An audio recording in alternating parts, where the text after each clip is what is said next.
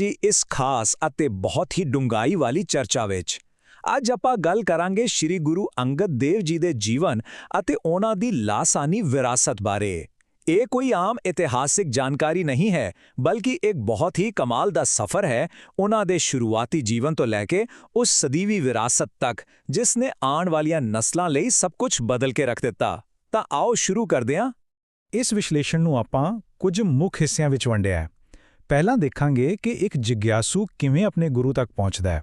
ਫਿਰ ਸੱਚੀ ਸ਼ਰਧਾ ਦੀਆਂ ਉਹ ਕਠਿਨ ਪ੍ਰੀਖਿਆਵਾਂ, ਅਧਿਆਤਮਿਕ ਜੋਤ ਦਾ ਅੱਗੇ ਵਧਣਾ, ਇੱਕ ਬਿਲਕੁਲ ਨਵੇਂ ਭਾਈਚਾਰੇ ਦੀ ਸਿਰਜਣਾ, ਵਿਹਾਰਕ ਜੀਵਨ ਦੀਆਂ ਕੁਝ ਖਾਸ ਸਾਖੀਆਂ ਅਤੇ ਅੰਤ ਵਿੱਚ ਗੁਰੂ ਸਾਹਿਬ ਦੀ ਉਹ ਸਦੀਵੀ ਵਿਰਾਸਤ ਬਾਰੇ ਗੱਲ ਕਰਾਂਗੇ। ਤਾਂ ਸਭ ਤੋਂ ਪਹਿਲਾਂ ਗੱਲ ਕਰਦੇ ਹਾਂ ਪਹਿਲੇ ਭਾਗ ਦੀ, ਇੱਕ ਜਿਗਿਆਸੂ ਦਾ ਕਰਤਾਰਪੁਰ ਵੱਲ ਦਾ ਸਫ਼ਰ, ਯਾਨੀ ਆਪਣੇ ਮੁਰਸ਼ਦ ਨੂੰ ਮਿਲਣ ਦੀ ਤਾਂਘ। ਜੇ ਆਪਣਾ ਭਾਈ ਲਹਿਣਾ ਜੀ ਦੇ ਸ਼ੁਰੂਆਤੀ ਜੀਵਨ ਤੇ ਝਾਤ ਮਾਰੀਏ ਤਾਂ ਕਹਾਣੀ ਸ਼ੁਰੂ ਹੁੰਦੀ ਹੈ 1504 ਤੋਂ, ਜਦੋਂ ਮੱਤੇ ਦੀ ਸਰਾਂ ਵਿਖੇ ਉਹਨਾਂ ਦਾ ਜਨਮ ਹੋਇਆ। ਫਿਰ 1519 ਵਿੱਚ ਮਾਤਾ ਖੀਵੀ ਜੀ ਨਾਲ ਉਹਨਾਂ ਦਾ ਆਨੰਦ ਕਾਰਜ ਹੋਇਆ, ਪਰ ਅਸਲ ਮੋੜ ਆਇਆ 1532 ਵਿੱਚ। ਜ਼ਰਾ ਸੋਚੋ, ਇੱਕ ਇਨਸਾਨ ਜੋ ਹਰ ਸਾਲ ਤੀਰਥ ਯਾਤਰਾ ਤੇ ਜਾਂਦਾ ਹੈ, ਅਚਾਨਕ ਗੁਰਬਾਣੀ ਦੇ ਕੁਝ ਇਲਾਹੀ ਬੋਲ ਸੁਣਦਾ ਹੈ, ਆਪਣੀ ਆਮ ਯਾਤਰਾ ਛੱਡ ਦਿੰਦਾ ਹੈ ਤੇ ਸਿੱਧਾ ਸ੍ਰੀ ਗੁਰੂ ਨਾਨਕ ਦੇਵ ਜੀ ਦੇ ਦਰਸ਼ਨਾਂ ਲਈ ਕਰਤਾਰਪੁਰ ਵੱਲ ਤੁਰ ਪੈਂਦਾ ਹੈ। ਬਿਲਕੁਲ ਇੱਕ ਨਵੀਂ ਸ਼ੁਰੂਆਤ। ਤੇ ਜਦੋਂ ਉਹ ਪਹਿਲੀ ਮੁਲਾਕਾਤ ਹੋਈ ਨਾ, ਉਹ ਦ੍ਰਿਸ਼ ਸੱਚਮੁੱਚ ਬਹੁਤ ਹੀ ਅਦਭੁਤ ਸੀ। ਭਾਈ ਲਹਿਣਾ ਜੀ ਘੋੜੇ ਤੇ ਸਵਾਰ ਸਨ ਅਤੇ ਗੁਰੂ ਨਾਨਕ ਦੇਵ ਜੀ ਪੈਦਲ ਚੱਲ ਕੇ ਉਹਨਾਂ ਨੂੰ ਰਾਹ ਦਿਖਾ ਰਹੇ ਸਨ। ਜਦੋਂ ਸੱਚਾਈ ਪਤਾ ਲੱਗੀ ਤਾਂ ਗੁਰੂ ਜੀ ਨੇ ਬੜੀ ਹੀ ਨਿਮਰਤਾ ਤੇ ਪਿਆਰ ਨਾਲ ਕਿਹਾ, ਜੇ ਤੁਹਾਡਾ ਨਾਂ ਲਹਿਣਾ ਹੈ ਤਾਂ ਫਿਰ ਤੁਸੀਂ ਲੈਣਦਾਰ ਹੋ ਅਤੇ ਅਸੀਂ ਦੇਣਦਾਰ ਹਾਂ। ਬਸ ਇਨ੍ਹਾਂ ਲਫ਼ਜ਼ਾਂ ਨੇ ਹੀ ਆਉਣ ਵਾਲੇ ਸਮੇਂ ਦੀ ਅਧਿਆਤਮਿਕ ਕਿਸਮਤ ਤੈਅ ਕਰ ਦਿੱਤੀ। ਹੁਣ ਆਉਂਦੇ ਹਾਂ ਦੂਜੇ ਭਾਗ ਤੇ, ਸੱਚੀ ਸ਼ਰਧਾ ਦੀਆਂ ਪ੍ਰੀਖਿਆਵਾਂ, ਜਿੱਥੇ ਆਤਮਾ ਨੂੰ ਸੱਚਮੁੱਚ ਕੜਿਆ ਗਿਆ। ਹੁਣ ਇਹ ਸਫ਼ਰ ਇੰਨਾ ਸੌਖਾ ਨਹੀਂ ਸੀ। ਲਗਾਤਾਰ 4 ਬਹੁਤ ਹੀ ਕਠਿਨ ਪ੍ਰੀਖਿਆਵਾਂ ਹੋਈਆਂ। ਪਹਿਲਾਂ ਚਿੱਕੜ ਨਾਲ ਭਰੀ ਕਾਹ ਦੀ ਪੰਡ ਸਿਰ ਤੇ ਚੁੱਕਣਾ, ਫਿਰ ਅੱਧੀ ਰਾਤ ਨੂੰ ਸਿਆਲ ਦੀ ਕੜਾਕੇਦਾਰ ਠੰਡ ਵਿੱਚ ਕੱਪੜੇ ਧੋਣ ਜਾਣਾ, ਗੰਦੇ ਟੋਏ ਵਿੱਚੋਂ ਡਿੱਗਿਆ ਹੋਇਆ ਲੋਟਾ ਕੱਢਣਾ, ਅਤੇ ਫਿਰ ਉਹ ਆਖਰੀ ਡਰਾਉਣੀ ਪ੍ਰੀਖਿਆ ਸ਼ਮਸ਼ਾਨ ਘਾਟ ਵਾਲੀ। ਇਹਨਾਂ ਸਭ ਚੁਣੌਤੀਆਂ ਨੇ ਸਾਬਿਤ ਕਰ ਦਿੱਤਾ ਕਿ ਭਾਈ ਲਹਿਣਾ ਜੀ ਅੰਦਰੋਂ ਮੈਂ, ਯਾਨੀ ਹਉਮੈ, ਬਿਲਕੁਲ ਖਤਮ ਹੋ ਚੁੱਕੀ ਸੀ। ਇਹ ਸ਼ਰਧਾ ਗੁਰੂ ਸਾਹਿਬ ਦੇ ਆਪਣੇ ਸਪੁੱਤਰਾਂ ਦੀ ਸ਼ਰਧਾ ਤੋਂ ਵੀ ਕਿਤੇ ਉੱਪਰ ਸੀ। ਅਤੇ ਇੱਕ ਵਾਕਿਆ ਆਉਂਦਾ ਹੈ, ਜਦੋਂ ਚਿੱਕੜ ਨਾਲ ਭਰੀ ਪੰਡ ਚੁੱਕਣ ਕਰਕੇ ਭਾਈ ਲਹਿਣਾ ਜੀ ਦੇ ਰੇਸ਼ਮੀ ਕੱਪੜੇ ਖਰਾਬ ਹੋ ਗਏ, ਤਾਂ ਗੁਰੂ ਨਾਨਕ ਦੇਵ ਜੀ ਨੇ ਇਤਰਾਜ਼ਾਂ ਨੂੰ ਸ਼ਾਂਤ ਕਰਦਿਆਂ ਬੜੇ ਹੀ ਡੂੰਘੇ ਅਤੇ ਕਾਵਿਕ ਅੰਦਾਜ਼ ਵਿੱਚ ਕਿਹਾ, ਇਹ ਚਿੱਕੜ ਨਹੀਂ, ਇਹ ਤਾਂ ਕੇਸਰ ਦੀਆਂ ਛਿੱਟਾਂ ਹਨ, ਇਹ ਤ੍ਰਿਲੋਕੀ ਦਾ ਛਤਰ ਹੈ।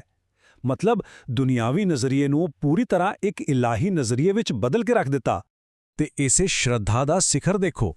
ਆਖਰੀ ਪ੍ਰੀਖਿਆ ਦੌਰਾਨ ਜਦੋਂ ਸ਼ਮਸ਼ਾਨ ਘਾਟ ਵਿੱਚ ਇੱਕ ਕਫਨ ਨਾਲ ਟੱਕੀ ਹੋਈ ਲਾਸ਼ ਨੂੰ ਖਾਣ ਦਾ ਹੁਕਮ ਹੋਇਆ, ਤਾਂ ਬਿਨਾਂ ਕੋਈ ਸਵਾਲ ਕੀਤੇ ਭਾਈ ਲਹਿਣਾ ਜੀ ਮੰਨ ਗਏ। ਉਹਨਾਂ ਦੇ ਇਸ ਪੂਰਨ ਸਮਰਪਣ ਨੇ ਉਸ ਭਿਆਨਕ ਭਰਮ ਨੂੰ ਪਲਾਂ ਵਿੱਚ ਹੀ ਮਿੱਠੇ ਕੜਾ ਪ੍ਰਸ਼ਾਦ ਵਿੱਚ ਬਦਲ ਦਿੱਤਾ। ਕਮਾਲ ਦੀ ਗੱਲ ਹੈ ਨਾ। ਅੱਗੇ ਚੱਲਦੇ ਹਾਂ ਤੀਜੇ ਭਾਗ ਵੱਲ, ਅਧਿਆਤਮਿਕ ਜੋਤ ਦਾ ਸਫ਼ਰ, ਜਦੋਂ ਇੱਕ ਗੁਰੂ ਆਪਣੇ ਸਿੱਖ ਅੱਗੇ ਝੁਕਦਾ ਹੈ। ਇਹ ਇਤਿਹਾਸ ਦਾ ਉਹ ਕ੍ਰਾਂਤੀਕਾਰੀ ਪਲ ਸੀ ਜਿਸ ਨੇ ਸਭ ਕੁਝ ਬਦਲ ਦਿੱਤਾ। ਗੁਰੂ ਨਾਨਕ ਦੇਵ ਜੀ ਨੇ ਆਪਣੇ ਸਿੱਖ ਭਾਈ ਲਹਿਣਾ ਜੀ ਦੇ ਅੱਗੇ 5 ਪੈਸੇ ਅਤੇ ਇੱਕ ਨਾਰੀਅਲ ਰੱਖਿਆ ਅਤੇ ਖੁਦ ਉਹਨਾਂ ਨੂੰ ਮੱਥਾ ਟੇਕਿਆ। ਉਹਨਾਂ ਨੂੰ ਅੰਗਦ ਦਾ ਨਾਮ ਦਿੱਤਾ, ਯਾਨੀ ਆਪਣੇ ਹੀ ਸਰੀਰ ਦਾ ਅੰਗ। ਇਹ ਇੱਕ ਸਾਂਝੀ ਅਧਿਆਤਮਿਕ ਜੋਤ ਦਾ ਬਹੁਤ ਹੀ ਖੂਬਸੂਰਤ ਪ੍ਰਤੀਕ ਸੀ ਕਿ ਹੁਣ ਗੁਰੂ ਤੇ ਸਿੱਖ ਵਿੱਚ ਕੋਈ ਭੇਦ ਨਹੀਂ ਰਿਹਾ।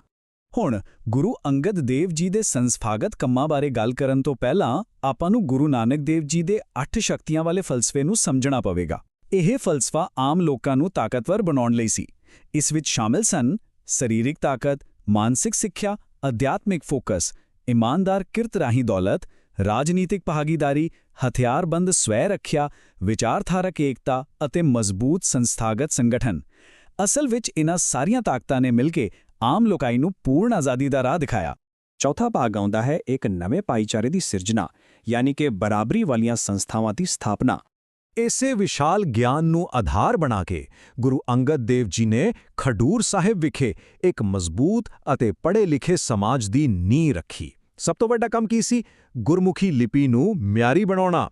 ਇਸ ਨਾਲ ਹੋਇਆ ਇਹ ਕਿ ਜੋ ਡੂੰਘਾ ਅਧਿਆਤਮਿਕ ਅਤੇ ਵਿਵਹਾਰਿਕ ਗਿਆਨ ਪਹਿਲਾਂ ਸਿਰਫ ਕੁਝ ਖਾਸ ਉੱਚ ਜਾਤੀ ਦੇ ਲੋਕਾਂ ਤੱਕ ਹੀ ਸੀਮਿਤ ਸੀ, ਉਹ ਹੁਣ ਹਰ ਆਮ ਇਨਸਾਨ ਦੀ ਪਹੁੰਚ ਵਿੱਚ ਆ ਗਿਆ। ਇਹ ਆਪਣੇ ਆਪ ਵਿੱਚ ਇੱਕ ਬਹੁਤ ਵੱਡੀ ਕ੍ਰਾਂਤੀ ਸੀ। ਅਤੇ ਇਸ ਤੋਂ ਵੀ ਅੱਗੇ ਲੰਗਰ ਪ੍ਰਥਾ ਦਾ ਵਿਸਥਾਰ ਕੀਤਾ ਗਿਆ। ਮਾਤਾ ਖੀਵੀ ਜੀ ਦੀ ਅਗਵਾਈ ਅਤੇ ਦੇਖਰੇਖ ਹੇਠ ਲੰਗਰ ਨੇ ਪੂਰਨ ਬਰਾਬਰੀ ਨੂੰ ਇੱਕ ਪੱਕਾ ਸੰਸਥਾਗਤ ਰੂਪ ਦੇ ਦਿੱਤਾ। ਹੁਣ ਹਰ ਵਰਗ, ਹਰ ਜਾਤ ਦੇ ਲੋਕਾਂ ਨੂੰ ਇੱਕੋ ਪੰਕਤੀ ਵਿੱਚ ਬੈਠ ਕੇ ਇੱਕੋ ਜਿਹਾ ਭੋਜਨ ਛਕਣਾ ਪੈਂਦਾ ਸੀ। ਇਹ ਸਮਾਜਿਕ ਏਕਤਾ ਦੀ ਬਹੁਤ ਹੀ ਕਮਾਲ ਦੀ ਮਿਸਾਲ ਬਣ ਗਈ। ਪਰ ਗੱਲ ਸਿਰਫ ਅਧਿਆਤਮਿਕ ਕਿਰਪਾ ਤੱਕ ਸੀਮਿਤ ਨਹੀਂ ਸੀ। ਸਰੀਰਕ ਖੁਦਮੁਖਤਿਆਰੀ ਵੀ ਓਨੀ ਹੀ ਜ਼ਰੂਰੀ ਸੀ। ਇਸੇ ਲਈ ਮੱਲ ਅਖਾੜਿਆਂ ਦੀ ਸਥਾਪਨਾ ਕੀਤੀ ਗਈ। ਇਨ੍ਹਾਂ ਅਖਾੜਿਆਂ ਨੇ ਨੌਜਵਾਨਾਂ ਵਿੱਚ ਇਹ ਗੱਲ ਪੱਕੀ ਕੀਤੀ ਕਿ ਸੱਚਾਈ ਦੀ ਰਾਖੀ ਕਰਨ ਲਈ ਅਤੇ ਬਿਨਾਂ ਕਿਸੇ ਡਰ ਤੋਂ ਜਿਉਣ ਲਈ ਇੱਕ ਸਿਹਤਮੰਦ ਅਤੇ ਤਾਕਤਵਰ ਸਰੀਰ ਦਾ ਹੋਣਾ ਬਹੁਤ ਲਾਜ਼ਮੀ ਹੈ। ਆਓ ਹੁਣ 5ਵੇਂ ਭਾਗ ਵੱਲ ਵਧੀਏ। ਵਿਹਾਰਕ ਵਿਸ਼ਵਾਸ ਦੀਆਂ ਸਾਖੀਆਂ ਯਾਨੀ ਉੱਚੇ ਫਲਸਫਿਆਂ ਨੂੰ ਆਮ ਜ਼ਿੰਦਗੀ ਵਿੱਚ ਕਿਵੇਂ ਲਾਗੂ ਕੀਤਾ ਗਿਆ। ਮਿਸਾਲ ਵਜੋਂ ਮੱਲੂ ਸ਼ਾਹ ਨਾਮ ਦੇ ਇੱਕ ਸਿਪਾਹੀ ਨੂੰ ਦਿੱਤਾ ਗਿਆ ਉਪਦੇਸ਼ ਦੇਖੋ। ਇਹ ਸੱਚੀ ਅਤੇ ਝੂਠੀ ਸ਼ਰਧਾ ਦਾ ਫਰਕ ਬਿਲਕੁਲ ਸਾਫ਼ ਕਰ ਦਿੰਦਾ ਹੈ। ਗੁਰੂ ਸਾਹਿਬਾਨ ਨੇ ਸਮਝਾਇਆ ਕਿ ਸੱਚੀ ਸ਼ਰਧਾ ਦਾ ਮਤਲਬ ਸੰਸਾਰ ਛੱਡ ਕੇ ਜੰਗਲਾਂ ਵਿੱਚ ਭੱਜ ਜਾਣਾ ਜਾਂ ਆਪਣੇ ਬਚਾਅ ਲਈ ਦੂਜਿਆਂ ਤੇ ਨਿਰਭਰ ਹੋਣਾ ਬਿਲਕੁਲ ਨਹੀਂ ਹੈ, ਬਲਕਿ ਇੱਕ ਗ੍ਰਹਿਸਥੀ ਵਜੋਂ ਸਮਾਜ ਵਿੱਚ ਰਹਿ ਕੇ ਆਪਣੇ ਫਰਜ਼ ਨਿਭਾਉਣਾ ਅਤੇ ਨਿਆਂ ਲਈ ਲੜਨਾ ਹੀ ਅਸਲ ਸ਼ਰਧਾ ਹੈ। ਇੱਕ ਹੋਰ ਬਹੁਤ ਹੀ ਦਿਲਚਸਪ ਸਾਖੀ ਹੈ ਭਾਈ ਮਾਣਾ ਦੀ। ਇਹ ਸਾਖੀ ਦਿਖਾਉਂਦੀ ਹੈ ਕਿ ਹਉਮੈ ਦਾ ਨਤੀਜਾ ਕੀ ਹੁੰਦਾ ਹੈ।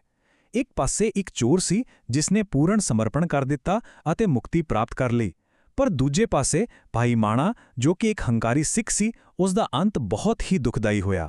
ਇਸ ਤੋਂ ਸਾਫ਼ ਪਤਾ ਲੱਗਦਾ ਹੈ ਕਿ ਅਧਿਆਤਮਿਕ ਸਫਲਤਾ ਲਈ ਅੰਦਰ ਦੀ ਮੈਂ ਦਾ ਖਾਤਮਾ ਸਭ ਤੋਂ ਜ਼ਰੂਰੀ ਹੈ, ਭਾਵੇਂ ਇਨਸਾਨ ਦਾ ਪਿਛਲਾ ਜੀਵਨ ਕੁਝ ਵੀ ਕਿਉਂ ਨਾ ਰਿਹਾ ਹੋਵੇ। ਅਤੇ ਹੁਣ ਆਖਰੀ ਅਤੇ 6ਵਾਂ ਭਾਗ, ਇੱਕ ਸਦੀਵੀ ਅਧਿਆਤਮਿਕ ਵਿਰਾਸਤ ਜੋ ਅੱਜ ਵੀ ਜਿਉਂਦੀ ਹੈ। ਇਹ ਮਹਾਨ ਵਿਰਾਸਤ ਇੱਥੇ ਹੀ ਨਹੀਂ ਰੁਕੀ, ਲਗਾਤਾਰ ਅੱਗੇ ਵੱਧਦੀ ਰਹੀ। ਗੁਰੂ ਅਮਰਦਾਸ ਜੀ ਦੀਆਂ ਉਹ 12 ਸਾਲਾਂ ਦੀਆਂ ਅਣਥੱਕ ਸੇਵਾਵਾਂ ਨੂੰ ਕੌਣ ਭੁੱਲ ਸਕਦਾ ਹੈ। ਇਸੇ ਸਮੇਂ ਦੌਰਾਨ ਭਾਈ ਪੈੜਾ ਮੁਖਾ ਜੀ ਤੋਂ ਸ੍ਰੀ ਗੁਰੂ ਨਾਨਕ ਦੇਵ ਜੀ ਦੀ ਪਹਿਲੀ ਅਧਿਕਾਰਿਤ ਜਨਮ ਸਾਖੀ ਵੀ ਲਿਖਵਾਈ ਗਈ ਅਤੇ ਅੰਤ ਵਿੱਚ ਇਹ ਇਲਾਹੀ ਜ਼ਿੰਮੇਵਾਰੀ ਯਾਨੀ ਗੁਰਗੱਦੀ ਗੁਰੂ ਅਮਰਦਾਸ ਜੀ ਨੂੰ ਸੌਂਪੀ ਗਈ। ਇਨ੍ਹਾਂ ਸਾਰੇ ਕਦਮਾਂ ਨੇ ਸਿੱਖ ਧਰਮ ਦੀਆਂ ਜੜ੍ਹਾਂ ਨੂੰ ਹਮੇਸ਼ਾ ਲਈ ਮਜ਼ਬੂਤ ਕਰ ਦਿੱਤਾ। ਇਸ ਸਾਰੀ ਚਰਚਾ ਦੇ ਅੰਤ ਵਿੱਚ ਇੱਕ ਬਹੁਤ ਹੀ ਸ਼ਕਤੀਸ਼ਾਲੀ ਵਿਰੋਧਾਭਾਸ ਯਾਨੀ ਇੱਕ ਪੈਰਾਡੌਕਸ ਸਾਹਮਣੇ ਆਉਂਦਾ ਹੈ। ਆਪਾਂ ਨੂੰ ਸੋਚਣਾ ਚਾਹੀਦਾ ਹੈ ਕਿ ਕਿਵੇਂ ਆਪਣੀ ਹਉਮੈ ਨੂੰ ਤਿਆਗਣਾ ਹੀ ਅਸਲ ਆਜ਼ਾਦੀ ਪ੍ਰਾਪਤ ਕਰਨ ਦੀ ਕੁੰਜੀ ਬਣ ਜਾਂਦਾ ਹੈ। ਅਜੀਬ ਲੱਗਦਾ ਹੈ ਨਾ ਕਿ ਸਮਰਪਣ ਕਰਨ ਨਾਲ ਆਜ਼ਾਦੀ ਕਿਵੇਂ ਮਿਲਦੀ ਹੈ, ਪਰ ਇਹੀ ਅਸਲ ਸੱਚ ਹੈ। ਸੱਚੀ ਤਾਕਤ ਹਮੇਸ਼ਾ ਇੱਕ ਉੱਚੀ ਸੱਚਾਈ ਅੱਗੇ ਪੂਰੀ ਤਰ੍ਹਾਂ ਸਮਰਪਣ ਕਰਨ ਤੋਂ ਹੀ ਪੈਦਾ ਹੁੰਦੀ ਹੈ। ਕਿ ਇਹ ਸਬਕ ਅੱਜ ਦੇ ਆਧੁਨਿਕ ਜੀਵਨ ਵਿੱਚ ਪਹਿਲਾਂ ਨਾਲੋਂ ਵੀ ਕਿਤੇ ਵੱਧ ਜ਼ਰੂਰੀ ਨਹੀਂ ਹੋ ਗਿਆ? ਇਸ ਬਾਰੇ ਜ਼ਰੂਰ ਵਿਚਾਰ ਕਰਿਓ। ਸਾਡੇ ਨਾਲ ਜੁੜਨ ਲਈ ਬਹੁਤ-ਬਹੁਤ ਧੰਨਵਾਦ।